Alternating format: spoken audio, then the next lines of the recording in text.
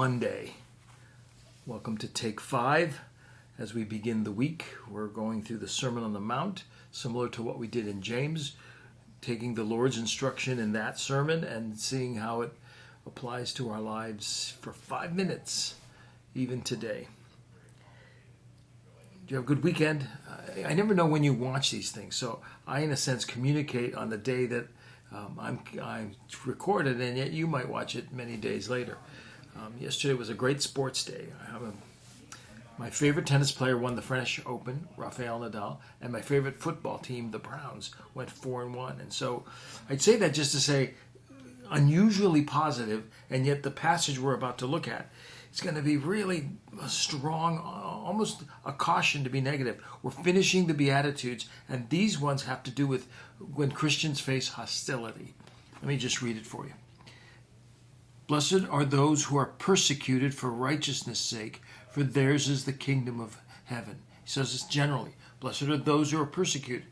You don't know anything about that, and I don't either firsthand, although I do know a little bit from those that are in India.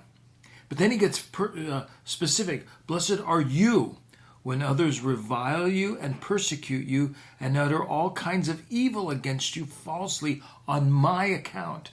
Notice that the purpose of the persecution is for righteousness' sake, or on my account.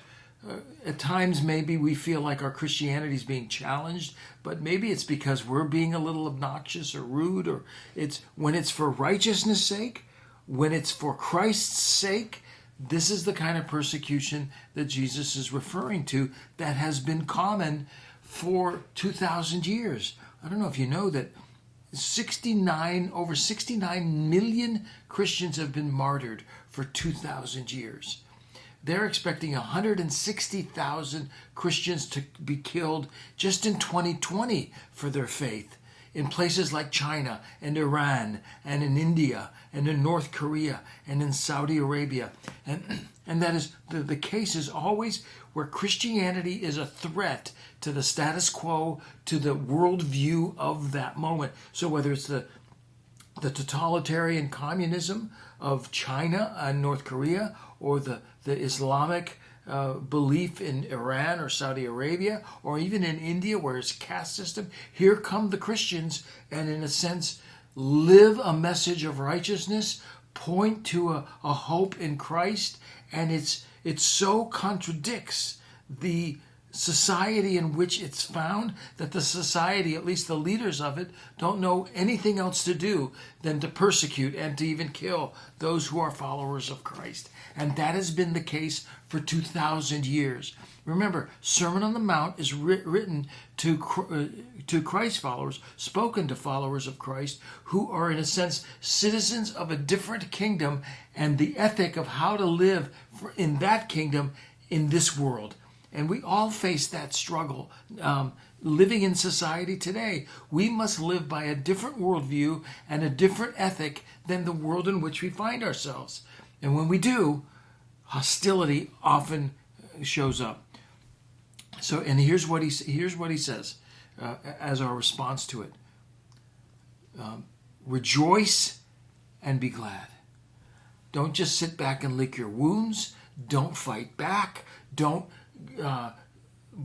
choose the rhetoric of the day, of your world. Rejoice and be glad.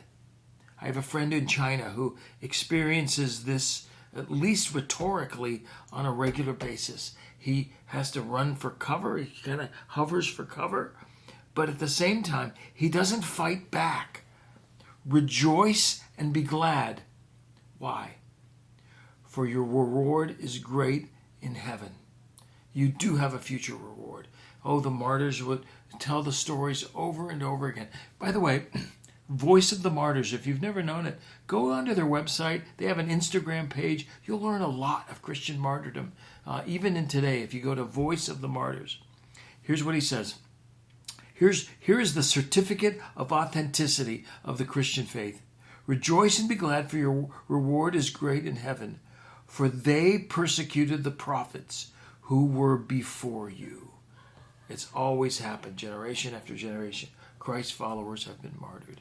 So word of the day is not the most positive word. Christ followers who are from a different kingdom try to live out their faith in this kingdom. Hostility often comes. Rejoice and be glad. It's your certificate of authenticity that you are a follower of Christ. Learn about other believers around the world today. Pray for them. We'll pick this up tomorrow. By the way, that was Matthew 5, verses 10 through 12. I'll see you tomorrow.